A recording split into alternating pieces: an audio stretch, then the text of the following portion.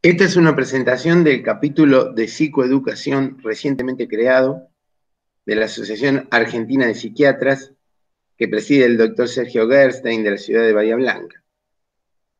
Quien les habla, el doctor Gustavo Sanlungo, soy médico psiquiatra, psiquiatra forense, soy el director del Departamento de Neurociencias de la Clínica Villa de Alcar en la ciudad de Río Cuarto, Córdoba, delegado regional de AAP, asesor científico del capítulo de psicoeducación y además soy el director de la sede regional del Fobia Club Argentina. El motivo de la presentación es que estamos en la víspera de la conmemoración del Día Internacional de la Prevención del Comportamiento Suicida. Para ello, brevemente, quiero agregar a la posibilidad de difundir en el capítulo aspectos que venimos investigando, estudiando del comportamiento suicida, entre ellos, como es un comportamiento multicausal, las variables genéticas, biológicas, neuroanatómicas, inflamatorias y cognitivas. Para ser breve, solamente enunciaré algunos de estos aspectos, dejando en otra posibilidad de la llamada psicoeducación específica en algún congreso o a través de otro medio, en la conferencia completa y las investigaciones que estamos realizando. Al hablar de comportamiento suicida hablamos prácticamente de una pandemia mundial. Fíjense ustedes que 900.000 personas por año se suicidan, siendo la cifra que había determinado la Organización Mundial de la Salud, el país que tenía la tasa más alta, Sri Lanka, con un 35.3 por 100.000 habitantes por año. Esa es la manera en que se evalúa la tasa suicida en el año 2015. Ahora, cuando nosotros comparamos y estandarizamos esta tasa bruta recientemente mencionada, vemos que el país que tiene la tasa más alta es Guyana, seguido por Corea del Sur, y Sri Lanka queda en tercer lugar. Y después una serie de países del este europeo. Bien.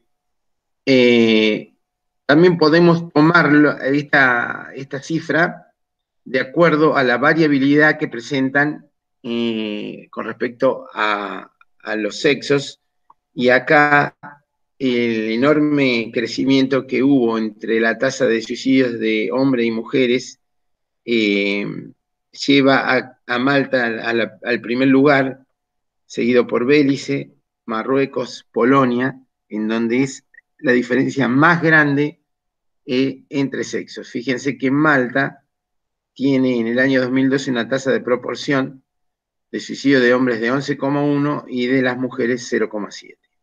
Esta es la variabilidad más grande que hubo entre sexos. Y cuando se toma la tasa estandarizada por edad, vemos que India tiene un 36.1 por 100.000 por año de personas con comportamiento suicida entre los 15 y los 29 años. O sea, en la población joven es el primer país del mundo con la tasa más alta, seguido por Bolivia y Nicaragua. Se define el comportamiento suicida como un acto de violencia autoperpetrado con la intención de morir. Es la 10ª causa de muerte en el mundo y según el CDC, o sea, el Centro de Control y Prevención de Enfermedades, en el año 2013 significaron para Estados Unidos 41.149 muertes. A pesar del enorme arsenal farmacológico y los recientemente estudiadas drogas que tienen una acción propia antisuicida, la problemática sigue creciendo en el mundo y la tasa ajustada por edad en Estados Unidos desde el año 1999 al 2010 aumentó el 28,4%. La tasa para los adultos de 35 a 64 años pasó del 13,7 al 17,6 cada 100.000 habitantes por año.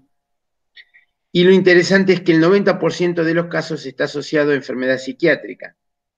entre ellas el trastorno depresivo mayor, el trastorno bipolar, los trastornos psicóticos, el trastorno límite de la personalidad, las adicciones, aunque también hay que decir que el 90% de las personas o de los individuos que tienen trastornos mentales nunca van a cometer suicidio.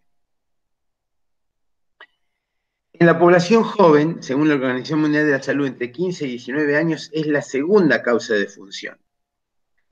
Y al decir 900.000 personas por año se suicidan, estamos hablando que es una muerte cada 40 segundos. Por lo cual, habla de la gravedad de esta problemática, muchas veces de alguna manera tapada, porque se produce una serie de dificultades en la veracidad y la calidad de la información que hay que brindar. La tasa anual, estandarizada por edad, es de 11,4 por 100.000 personas por año, es decir, 15 para varones y 8 para mujeres, global. El 75% de los suicidios se producen en países de bajos y medianos ingresos. La OMS había previsto para el año 2020 un total de 1,5 millones de personas como producto final de deceso por suicidio, pero esa cifra se había visto como sobredimensionada. Ahora bien, el hecho de haber transcurrido este año la pandemia que estamos cursando ha probablemente cambiado absolutamente la predicción y podremos saber a futuro cuál es la verdadera tasa de suicidios del año 2020 con todo lo que ha ocurrido. Lo importante es que la mortalidad por suicidio supera la causada por homicidios y por guerras, y que además por cada suicidio consumado se calculan que hay entre 10 y 20 intentos. Los métodos más usados son por ahorcamiento, el uso de armas de fuego y envenenamiento. Con respecto al sexo, como lo habíamos dicho, la tasa de tentativa es superior en el sexo femenino de 3-1, pero la letalidad es mayor en hombres de 4-5-1. La mitad de los suicidas estuvieron en contacto con un agente de salud en los meses previos. Se cree que el 80 al 90% de los suicidas además dieron señales claras en su entorno, algún familiar, algún amigo, alguna persona conviviente, con despedidas simbólicas, con actos, con cartas o con alguna forma de comunicación, pero aún así el 50% nunca había tenido un intento previo. Digo esto para muchas veces desmitificar las creencias irracionales que hay con respecto al comportamiento suicida, que por ejemplo el que avisa, el que dice que se va a suicidar no lo hace. Ese es un grave error, porque como vemos el 90% de los suicidas han dado señales claras que lo querían hacer. También es un error creer que la persona que ha intentado una vez no lo va a repetir, que ya, como diría la gente, aprendió o se arrepintió. Sabemos bien que los suicidas en el año siguiente al intento pueden aumentar notablemente la tasa de ejecución, lo mismo que el mes siguiente a la salida de una internación. También otra de las creencias es que si la persona tiene algún tipo de aferramiento espiritual o algún culto religioso, lo previene del comportamiento suicida, y eso también está visto que es una creencia falsa, siendo que en el único caso que podríamos dar una forma de excepción es en los países musulmanes. Estos países islámicos sí tienen realmente bajas tasas de suicidio, pero en el resto de las religiones la tasa de suicidio ocurre igual, aunque la persona tenga fuertes creencias espirituales. El DSM-5, el último manual de clasificación de los trastornos mentales, recién lo incorpora como un trastorno del comportamiento. Mientras tanto, durante todas las ediciones previas, el suicidio solo era mencionado como parte del capítulo del estado depresivo, del trastorno bipolar, pero nunca como un trastorno en sí mismo. En este caso empieza a aparecer con sus indicadores, con sus criterios diagnósticos, y exceptúa solamente aquello que tiene una finalidad política o religiosa. Como decíamos, en esta comunicación, que va a ser breve, solo voy a mencionar algunos de los aspectos de la multicausalidad y de lo complejo que es la situación de estudio del comportamiento suicida, pero sí sabemos que hay diferentes disfuncionalidades a nivel cerebral que tienen que ver con lo genético. Entre ellos hay muchos genes involucrados y sabemos que el comportamiento suicida no está dirigido por un solo gen, sino que probablemente entre todos estos genes involucrados, la multicausalidad es, digamos, la resultante. En este caso he nombrado el IMPA2, el INPP1, el gen de la GSK3 beta, del recaptador de serotonina, del factor neurotrófico derivado del cerebro, el SK2, el gen que tiene que ver con el receptor de glucocorticoides y de la enzima catecol o metiltransferasa. Además de los genes, es muy importante lo que ocurre en la epigenética de la persona, aquella forma en que el gen se encarna en ese ser humano y la conducta que va a expresar el fenotipo, que es individual y depende de muchísimas otras variantes, entre ellas las vías de traducción de la proteína G, la proteína quinasa A, la proteína quinasa C, la fosfolipasa C, el grupo CREB, el factor neurotrófico del cerebro y su receptor TRK-beta.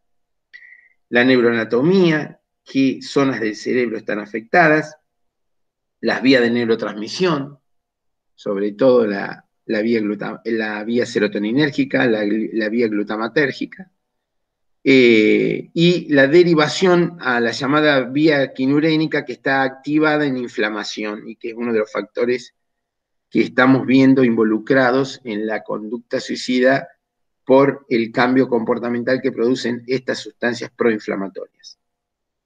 Entre ellas, en esta neuroplasticidad que estamos mencionando, las neurotrofinas, las inmunofilinas y las citoquinas, que son el capítulo específico de nuestro estudio.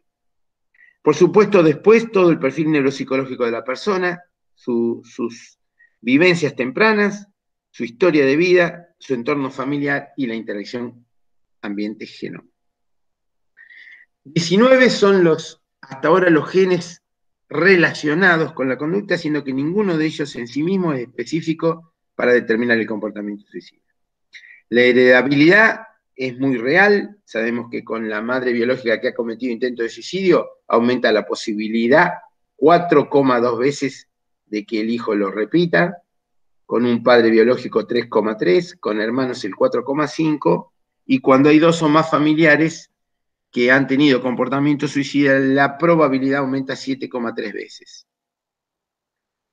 Este es el caso de la vida del escritor y el premio Nobel Ernest Hemingway, que tenía varios antecedentes familiares de suicidio, y el estudio que nos determina la posibilidad de la carga genética tan fuerte, aunque, como repito, la influencia debe ser de genes múltiples, lo dan el estudio de gemelos. Entre los disigóticos, la posibilidad aumenta el 0,7, pero entre los monocigotas es el 13% de aumento de probabilidad de suicidio. Con respecto a los predictores, o mejor llamados factores de riesgo, vamos a ver que el más indicativo y al que hay que tenerle más respeto y tenerlo en cuenta es el intento previo. Es decir, los pacientes o las personas que han tenido un comportamiento suicida, el 25 al 30% han tenido un intento previo. Por eso está que hay que tener en cuenta cualquier tipo de intento de suicidio. Todos son serios. Todos pueden significar el aviso de una conducta que a posteriori puede ser más grave. Entonces, el hecho de que sea el llamado intento para llamar la atención con el clásico corte de muñecas leve o la ingesta de pastillas que no son letales o el abrir el gas esperando que va a llegar un familiar, debe ser tenido en cuenta y debe ser tan importante como un intento de mayor jerarquía, porque muchas veces las personas se equivocan en este cálculo, asocian medicamentos que no consideran de alguna forma de toxicidad y la tienen, o esperan la llegada de un Salvador que no llega a tiempo y ocurre una desgracia, a pesar que la intencionalidad no tenía ese fin catastrófico. Sabemos que en el sexo masculino, como habíamos dicho, se da de 4 a 5 veces más. La psicopatología de base es un factor fundamental. Sabemos que el trastorno depresivo mayor aumenta 13 veces la posibilidad de cometer un acto suicida. La depresión temprana no tratada, los estresantes agudos, la humillación, bullying, haber tenido una separación, un divorcio reciente, pérdidas familiares, la desocupación, la soledad, la impulsividad, la agresión, la desesperanza, el abuso de sustancias, los pacientes fumadores, los problemas con la ley, problemas académicos, el abuso sexual temprano que tiene una relación directa con la tentativa de suicidio en la vida adulta, los problemas de identidad sexual, las preferencias sexuales enmascaradas y como aspecto de personalidad y de rasgo, describimos estos autores que nos mencionan el perfeccionismo, el narcisismo, la pobre introspección y las conductas imitativas. Es decir, que la resultante de un comportamiento suicida, para nuestro entender, estaría basado en 3 aspectos que son los estados de ánimo de base, generalmente la depresión, el trastorno bipolar, la impulsividad y el curso de una inflamación que a veces no es detectada. En ese camino es que hemos puesto particular importancia en el estudio de las interleuquinas, que son citoquinas proinflamatorias, la IL-6, la IL-1, el factor de necrosis tumoral, el cortisol, la proteína S100 beta, que es un factor de anuncio o de inflamación del astrocito, en contacto directo con el vaso, el capilar cerebral. Y después algunos de estos neurotransmisores que consideramos de importancia, la serotonina, noradrenalina, adrenalina, y el ácido glutámico, porque las nuevas tendencias terapéuticas van en ese camino, del bloqueo del ácido glutámico en el receptor NMDA, y pueden ser una variante a la situación del pensamiento y del acto en suicida agudo, si bien después debe encaminarse el tratamiento hacia la, digamos, respuesta de fondo de la problemática que está cursando ese sujeto. Y como conclusión, lo que les quiero dejar es que durante muchas décadas, diferentes escuelas del conocimiento se encargaron de tratar de comprender la conducta suicida desde la filosofía, la sociología, las escuelas psicológicas, algunos abordajes espirituales. Entonces, es momento en que la neurociencia tome las riendas de esta situación, que como les decía, significan 900.000 vidas al año, y desarrolle líneas capaces de aportar una luz en la prevención y la predicción de esta problemática, dando así una oportunidad a aquellos que no la tuvieron. Finalmente, el motivo de esta presentación fue el de aportar algunos conocimientos, algunas experiencias con respecto a esta problemática para poder deconstruir las creencias irracionales y llegar a tiempo a desactivar y prevenir estas conductas autodestructivas. Muchas gracias.